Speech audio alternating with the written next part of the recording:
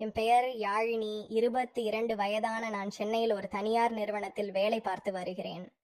அலுவலகத்திற்கு தினமும் புடவை கட்டி செல்வது எனக்கு மிகவும் பிடிக்கும்.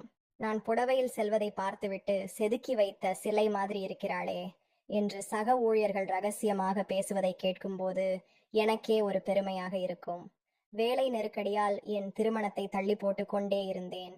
ஒருமுறை ஊர்கோயில் திருவிழாவிற்காக சென்றிருந்த போது எதிர்பாராத விதமாக வீட்டிலேயே இருக்க வேண்டிய சூழல் ஏற்பட்டது.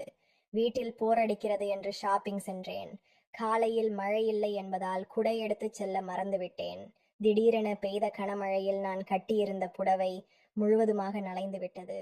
ஐயோ, தெரியாமல் இந்த புடவையை கட்டி கொண்டு வந்து விட்டோமே என்று வருத்தப்பட்டு கொண்டிருந்த போதுதான் அவர் போன் செய்தார். அவர் பெயர் விக்ரம். முன்னர் ராஜேஷ். என் பெரியம்மா மகள் கணவர் அவருடைய தங்கை திருமண பத்திரிகை கொடுக்க வருவதாக சொல்லியிருந்தார். நான் நின்றிருந்த முகவரியை சொன்னதும் அவர் காரில் என்னை தேடி வந்தார். விக்ரம் மாமா நல்ல வார்த்த சாட்டமான ஆள். தினமும் ஜிம்முக்கு செல்வதால் அவரது உடல் கட்டுக்கோப்பாக இருக்கும். நானும் பலமுறை அவர் அழகை ரசித்திருக்கிறேன். அவர் காரில் இருந்து இறங்கி என்னை பார்த்த விதம் என் அழகே அவர் ரசிக்கிறார் என்பதை புரிய வைத்தது. என்ன மாமா, வீட்டுக்கு போகலாமா என்று கேட்டேன். அவரும் புன்னகையுடன் என்னை காரில் ஏற்றி கொண்டார். காரில் செல்லும்போது இருவருமே மழையை பற்றியும் வாழ்க்கையை பற்றியும் பேசிக்கொண்டே சென்றோம். வீடு வந்ததும் இருவரும் மழையில் நனைந்திருந்ததால் துண்டு எடுத்து துடைக்க ஆரம்பித்தோம். அப்போது மாமாவின் பார்வை என் மீது நிலைத்திருப்பதை நான் கவனித்தேன். எனக்கும் ஒருவித படபடப்பு ஏற்பட்டது. மாமா, நான் சமைக்கிறேன், சாப்பிட்டு விட்டு போகலாம் என்று கூறிவிட்டு நான் சமையலறைக்கு சென்றேன். நான் சமையலறையில் சமைத்து கொண்டிருந்த போது எனக்கு பின்னால் யாரோ வந்து நிற்பது போல உணர்ந்தேன். திரும்பி பார்த்தால் அங்கே விக்ரம் மாமா நின்று கொண்டிருந்தார். என்ன மாமா, இங்கே வந்துட்டீங்க? அக்கா எப்படி இருக்காங்க? உங்களுக்கு நல்ல கம்பெனி தராங்களா என்று கிண்டலாக கேட்டேன். அதற்கு அவர் ஒரு மெல்லிய சிரிப்புடன், அதை ஏன் கேட்கிறாய்? அவளை கல்யாணம் பண்ணதுக்கு பதிலா உன்னையே பண்ணியிருக்கலாம். நீ நீ எவ்வளவு அழகா இருக்கேன்னு உனக்கே தெரியலையா?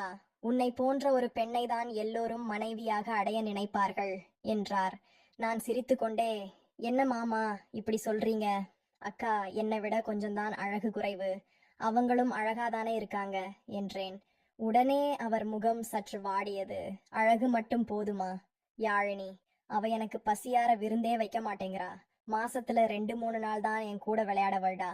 மத்த நேரமெல்லாம் நான் தனியாகத்தான் தவிக்கிறேன் என்று தன் இயக்கத்தை கொட்டினார். அவர் சொன்ன விதம் எனக்கு ஒரு மாதிரி சங்கடமாகவும் அதே சமயம் அவர் மேல் ஒரு பரிதாபத்தையும் உண்டாக்கியது. சரி மாமா, கவலைப்படாதீங்க, நான் அக்கா கிட்ட பேசி அவளை புரிய வைக்கிறேன் என்று ஆறுதல் சொன்னேன். ஆனால் விக்ரம் மாமா விடுவதாக இல்லை. இவ்வளவு தூரம் உன்னை தேடி வந்திருக்கேன், எனக்கு ஒரு விருந்து வைக்க மாட்டியா என்று கேட்டார். நான் சமையலை சுட்டி காட்டி, இதோ சமைக்கிறேனே மாமா, சாப்பிட்டு போங்க என்றேன். ஆனால் அவர் கேட்டது அந்த பசியே அல்ல என்பது அவர் பார்வையில் தெரிந்தது. என்னால அதெல்லாம் முடியாது மாமா என்று நான் உறுதியாக சொன்னேன். உடனே அவருக்கு கோபம் வந்துவிட்டது. தன் ஏக்கத்தையும் கோபத்தையும் எங்கே காட்டுவது என்று தெரியாமல் என் முன்னாலேயே தவிப்புடன் தன் கைகளை இறுக்கி கொண்டு சுவற்றில் ஓங்கி அடித்தார். அவர் கைகளில் இரத்தம் கசிவதை பார்த்ததும் என் மனம் பதறியது. ஐயோ மாமா, என்ன காரியம் பண்றீங்க? கையில இரத்தம் வருது பாருங்க, ப்ளீஸ் இப்படி பண்ணாதீங்க என்று அவர் கைகளை பற்றினேன். நீ எனக்கு விருந்து வைக்கிறேன்னு சொன்னால்தான் நான் நிறுத்துவேன் என்று பிடிவாதமாக சொன்னார். அவருடைய அந்த தவிப்பையும் அன்பையும் பார்த்த பிறகு என்னால் மறுக்க முடியவில்லை. சரி மாமா, நீங்க கேட்டபடியே நான் உங்களுக்கு விருந்து வைக்கிறேன். கையில மருந்து போடுங்க என்று சம்மதித்தேன். அந்த ஒரு வார்த்தைக்காகவே அவர் காத்திருந்தது போல என் கைகளை பற்றி கொண்டார். நான் சம்மதித்த அடுத்த நொடி விக்ரம் மாமாவின் கண்களில் ஒரு புதிய பிரகாசம் தெரிந்தது. சமையலறையில் அவர் கேட்டதை விடவும் ருசியான உணவுகளை சமைத்து அவருக்கு பரிமாறினேன். ஒவ்வொரு பிடியையும் அவர் ரசித்து சாப்பிட்டார். மாமா, சமையல் எப்படி இருக்கு? எது உங்களுக்கு ரொம்ப பிடிச்சிருக்கு என்று கேட்டேன். அவர் என் கைகளை பற்றி கொண்டு, எல்லாமே அமிர்தமாயிருக்கு. யாழினி சமைச்ச இந்த அழகான கைகளுக்கு தங்க வளையல் தான் போடணும் என்று சொல்லி உணர்ச்சியுடன் என்னை அணைத்து கொண்டார். நீ ரொம்ப அழகாயிருக்க என்று கூறி என் நெற்றியில் ஒரு முத்தத்தை பதித்தார். பின்பு மெல்லை என்னை ஏந்தி மெத்தையை நோக்கி தூக்கிச் சென்றார். மெத்தையில் என்னை படுக்க வைத்துவிட்டு தன் சட்டையை கழற்றினார். ஜிம்முக்கு சென்று அவர் வளர்த்திருந்த அந்த கட்டுக்கோப்பான உடலை முதல் முறை நேருக்கு நேர் பார்த்தபோது எனக்கே ஒரு கணம் மூச்சு நின்றது. கிராமத்து தென்றலாக இருந்த நான் நகரத்து மின்னலின் பிடியில் சிக்கியது போல் உணர்ந்தேன். விக்ரம் மாமா என் அருகே மெல்ல படர்ந்து என் காதருகே குனிந்து ஏன் அப்படி பார்க்கிறாய் என்று ரகசியமாக வினவினார். அவர் மூச்சு காற்று என் கழுத்தில் பட்டதும் உடல் முழுவதும் ஒருவித சிலிர்ப்பு ஏற்பட்டது. அவரது விரல்கள் என் இதழ்களோடு விளையாடத் தொடங்கின. எனக்கு நீ வேணும் யாழினி, இப்போதே வேணும் என்று அவர் மூச்சு வாங்க சொல்ல என் முகம் சிவந்தது. அவரது கைகள் எண்ணி இடையே இறுக்கமாக பற்றின. எனக்கு ஒருவித போதை கூடியதே தவிர துளியும் குறையவில்லை. அவர் என் மீது படர்ந்து என் கால்களுடன் தன் கால்களை பின்னிக் கொண்டார். இருவருடைய இதயத் துடிப்பும் ஒரே சீராக ஒலித்தது. அந்த அறையின் மௌனத்தில் எங்கள் உணர்ச்சிகள் மட்டும் அரும்புகள் போல் மலரத் தொடங்கின. சுமார் 20 நிமிடங்களுக்கு பிறகு என் நெற்றியில் ஒரு முத்தமிட்டு என் இடுப்பை வருடியபடி எனக்கு ஓய்வு கொடுத்தார். அன்று முழுவதுமே அந்த வீட்டின் மௌனம் எங்கள் இருவரின் நெருக்கத்தால் நிரம்பி வழிந்தது. விக்ரம் மாமாவின் அந்த அன்பும் தவிப்பும் என் மனதில் ஒரு நீங்காத இடத்தை பிடித்துவிட்டது. திடீரென என் கண்கள் மீண்டும் காலையில் பார்த்த அதே இடத்திற்கு சென்றன. அவர் ஏதோ ஒன்றை மறைக்க முயல்வது போல தெரிந்தது. சட்டென்று தனது கைப்பையை அதற்கு முன்னால் வைத்து மறைத்து கொண்டார். அனுயா, நான் கொஞ்சம் ஃப்ரெஷ் ஆகிட்டு வந்துறேன், நீ சாப்பாடு பரிமாறறியா என்று கேட்டார். நான் சமையலறைக்குள் சென்றேன். எங்கள் வீட்டு சமையலறை திறந்த நிலையில் இருந்ததால் அவர் அமர்ந்திருக்கும் இடத்திலிருந்து நான் சமைப்பது அவருக்கு தெளிவாக தெரிந்தது. நான் அவ்வப்போது திரும்பி பார்த்தேன். அவர் கண்கள் என் மீதே நிலைத்திருந்தன. அந்த பார்வையில் ஒரு மென்மையும் அதே சமயம் ஒருவிதமான ஈர்ப்பும் கலந்திருந்தது. சமையல் செய்து கொண்டிருந்த போது திடீரென மின்சாரம் துண்டிக்கப்பட்டது. வீடு இருளில் மூழ்கியது. உடனே மாமா தனது செல்போன் டார்ச் வெளிச்சத்துடன் சமையலறைக்குள் வந்தார். அணையா, ரொம்ப வேர்க்குதே இல்ல, நான் ஏதோ உதவி செய்யட்டுமா என்று அக்கறையுடன் கேட்டார். இருவரும் அந்த மெழுகுவர்த்தி வெளிச்சத்தில் அருகருகே நின்று சமைக்கத் தொடங்கினோம். இருளின் நடுவே அந்த சிறிய வெளிச்சத்தில் எங்கள் இருவரின் நிழல்களும் சுவரில் ஒன்றோடு ஒன்று உரசி கொண்டிருந்தன. சமையல் முடிந்ததும் குளித்துவிட்டு வந்து, ஆரியன் மாமா எனக்கு பிறந்த நாளுக்கு பரிசளித்த அந்த அழகான உடைகளை அணிந்து கொண்டேன்.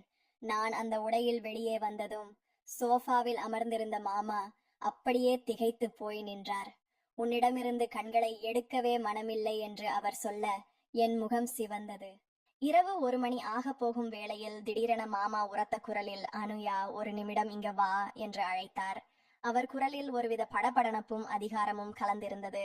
நான் அவர் அருகே சென்றேன். அவர் சட்டென்று என் கையை பிடித்து தன்னிடம் இழுத்தார். அனுயா, என்னால் இதற்கு மேல் என்னை கட்டுப்படுத்த முடியவில்லை. உடுத்தி இருக்கும் இந்த உடை எல்லாமே என்னை நிலைகுலைய செய்கிறது என்றார் மூச்சிரைக்க மாமா. என்ன சொல்கிறீர்கள்? நாம் உறவினர்கள், இது சரியாக இருக்குமா என்று நான் மெல்லிய குரலில் கேட்டேன். உறவெல்லாம் அப்புறம். அனுயா, இப்போது இந்த நொடி உன் அழகும் மட்டும்தான் என் கண்ணுக்கு தெரிகிறது என்று கூறியவர் என் முகத்தை மெல்ல தனது கைகளால் ஏந்தினார். திடீரென வீட்டின் முன்பக்க கதவு யாரோ தட்டும் சத்தம் கேட்டது. டோக் டோக் டோக். நாங்கள் இருவரும் அப்படியே அதிர்ச்சியில் உறைந்தோம். இந்த நள்ளிரவில் யார் கதவை தட்டுவது? அந்த நள்ளிரவு அமைதியில் கதவு தட்டப்படும் சத்தம் இடியாக வந்து விழுந்தது. ஆரியன் மாமாவின் கைகளை விட்டு விலகிய நான் பயத்தில் நடுங்கிக் கொண்டிருந்தேன். யாராக இருக்கும்? மாமா, ஒருவேளை அப்பா சீக்கிரம் வந்து விட்டாரா? இல்லை, திருடர்களா என்று கிசுகிசுத்தேன். மாமா சைகையால் என்னை அமைதியாக இருக்க சொல்லிவிட்டு வரவேற்பறை நோக்கி சென்றார். நானும் பயத்துடன் அவர் பின்னாடியே மெதுவாக சென்றேன். மாமா கதவின் ஓட்டை வழியாக வெளியே பார்த்தார். அவர் முகம் சற்றென மாறியது. அனுயா, இது உன் அப்பா இல்லை, யாரோ ஒரு அணியன் போல தெரிகிறது. முகத்தை மூடியிருக்கிறான் என்றார் ரகசியமாக. என் இதயம் தொண்டைக்கு வந்துவிட்டது. ஊரில் எல்லோரும் திருமணத்திற்கு சென்றிருப்பதை அறிந்து யாரோ திருட வந்திருக்கிறார்கள் என்பது உறுதியானது. மாமா தைரியமாக பக்கத்தில் இருந்த ஒரு மரக்கட்டையை எடுத்துக்கொண்டார். நீ உன் அறைக்குள் போய் கதவை தாளிட்டுக்கொள், நான் பார்த்துக் கொள்கிறேன் என்றார் மாமா அதிகாரத்துடன். ஆனால் என்னால் அவரை தனியாக விட்டுவிட்டு போக முடியவில்லை. மீண்டும் கதவு பலமாக தட்டப்பட்டது. யாரது என்று மாமா அதட்டலாக கேட்டார். வெளியிலிருந்து ஒரு கரடு முரடான குரல் கேட்டது. சார், இது பக்கத்து வீட்டு வாட்ச்மேன். உங்கள் வீட்டு தோட்டத்தில் யாரோ நடமாடுவது போல தெரிந்தது, அதுதான் சொல்ல வந்தேன். நூர் நிம்மதி பெருமூச்சு விட்டபடி மாமா கதவை திறந்தார். ஆனால் கதவு திறந்த அடுத்த நொடி மாமாவின் கண்கள் விரிந்தன. வெளியே நின்றது வாட்ச்மேன் அல்ல. முகமூடி அணிந்த இருவர் மாமாவை தள்ளிவிட்டு உள்ளே நுழைய முயன்றனர். ஆரியன் மாமா சட்டென சுதாரித்து கொண்டு அவர்களை தடுத்தார். அனுயா, உள்ளே ஓடு என்று கத்தினார். அந்த திருடர்களுக்கும் மாமாவுக்கும் இடையே கடும் சண்டை மூண்டது. மாமா அவர்களை தைரியமாக எதிர்கொண்டார். நான் உடனே போனை எடுத்து அலாரம் எழுப்பினேன். அந்த சத்தம் கேட்டதும் திருடர்கள் பயந்து அங்கிருந்து தப்பி ஓடினர். சண்டை முயன்ற பிறகு மாமா மூச்சிறை கரையில் அமர்ந்தார். அவர் கையில் லேசான சிராய்ப்பு ஏற்பட்டிருந்தது. நான் ஓடி சென்று அவர் அருகே அமர்ந்தேன். மாமா, உங்களுக்கு ஒன்றுமில்லையே என்று பதற்றத்துடன் கேட்டேன். அவர் சிரித்து கொண்டே என் கைகளை பற்றினார். உனக்காக நான் உயிரையும் கொடுப்பேன் அனுயா, உன்னை ஏதும் நெறிந்துவிட மாட்டேன் என்றார். அவரது காயத்திற்கு நான் மருந்து போட்டபோது எங்கள் இருவருக்கும் இடையே இருந்த அந்த தயக்கம் முழுமையாக நீங்கி இருந்தது. அன்று இரவு முழுவதும் நாங்கள் தூங்கவே இல்லை. விடியற காலை 7 மணி அளவில் வாசலில் கார் வந்து நிற்கும் சத்தம் கேட்டது. அப்பா, அம்மா மற்றும் தம்பி எல்லோரும் திரும்பி வந்தனர். நடந்த திருட்டு முயற்சியை பற்றி மாமா நிதானமாக விவரித்தார். அப்பாவுக்கு பதற்றம் தாங்கவில்லை. ஐயோ ஆரியன், நல்ல வேளை நீ இருந்தாய். உனக்கு எப்படி நன்றி சொல்வது என்றே தெரியவில்லை என்று நிகழ்ந்து போனார். மாமா கிளம்பத் தயாரானார். கிளம்பும்போது என்னிடம் மட்டும் ரகசியமாக, நன்றி அனுயா, அந்த சிவப்பு நிற உடை இப்போதும் என் கண்ணுக்குள்ளேயே இருக்கிறது என்று கிசுகிசுத்தார். அவர் கிளம்பி சென்ற பிறகு என் அறைக்கு சென்றேன். அங்கே அவர் அமர்ந்திருந்த இடத்தில் அவர் பயன்படுத்திய கைக்குட்டை விழுந்து கிடந்தது. அதை எடுத்து பார்த்தபோது அதில் மாமாவின் வாசனை அப்படியே வீசியது. அப்போதுதான் என் போனில் ஒரு குறுஞ்செய்தி வந்தது. அது ஆரியன் மாமாவிடமிருந்துதான். அனுயா, உன் போனில் நேற்று இரவு எடுத்த அந்த புகைப்படம் இன்னும் இருக்கிறதா? அதை யாரிடமும் காட்டிவிடாதே. அந்த செய்தியை பார்த்ததும் எனக்கு தூக்கி வாரி போட்டது. நேற்று இரவு ஆரியன் மாமா தூங்கும்போது நான் ஏதோ ஒரு புகைப்படத்தை எடுத்தேனா எனக்கு நினைவில்லையே. அவசரமாக கேலரியை திறந்து பார்த்தேன். அங்கே நான் கண்ட காட்சி என் இதய துடிப்பை 2 மடங்காக்கியது.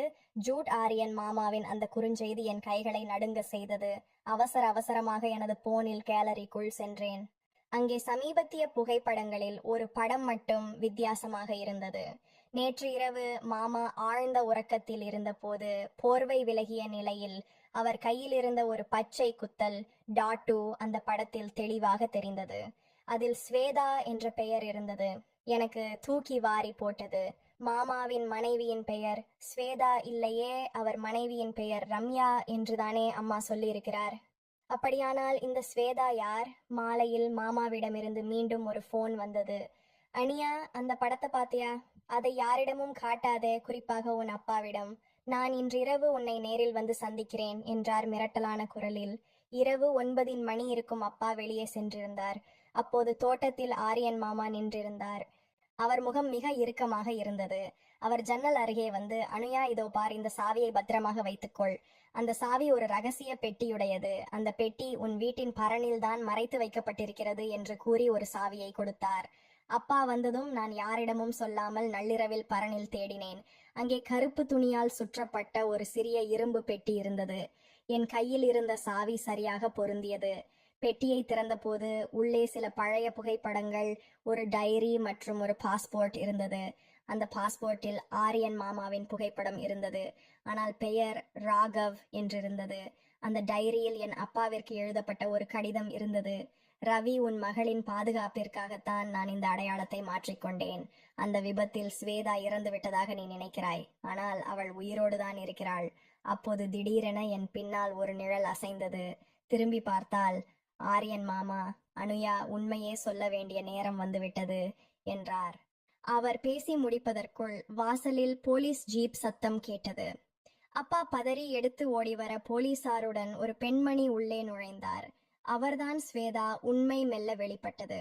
ஆரியன் மாமா உண்மையில் ராகவ் பல வருடங்களுக்கு முன்பு ஊர் விபத்தில் ராகவ் மற்றும் ஸ்வேதா இறந்துவிட்டதாக உலகம் நினைத்தது. ஆனால் என் அப்பா ராகவை மட்டும் காப்பாற்றி அவருக்கு ஆரியன் என்ற புதிய அடையாளத்தை கொடுத்து மறைத்து வைத்திருந்தார். ராகவை கொல்ல தேடிய அரசியல் புள்ளிகளிடமிருந்து அவரை காக்கவே அப்பா இந்த ரகசியத்தை சுமந்திருந்தார். ஸ்வேதாவும் ராகவும் மீண்டும் இணைந்தனர். விடிய காலை ராகவ் மாமா கிளம்பும் போது என்னிடம் சொன்னார், அந்த டைரியை எரித்துவிடு அனுயா, அது பழைய ஆரியனின் கதை.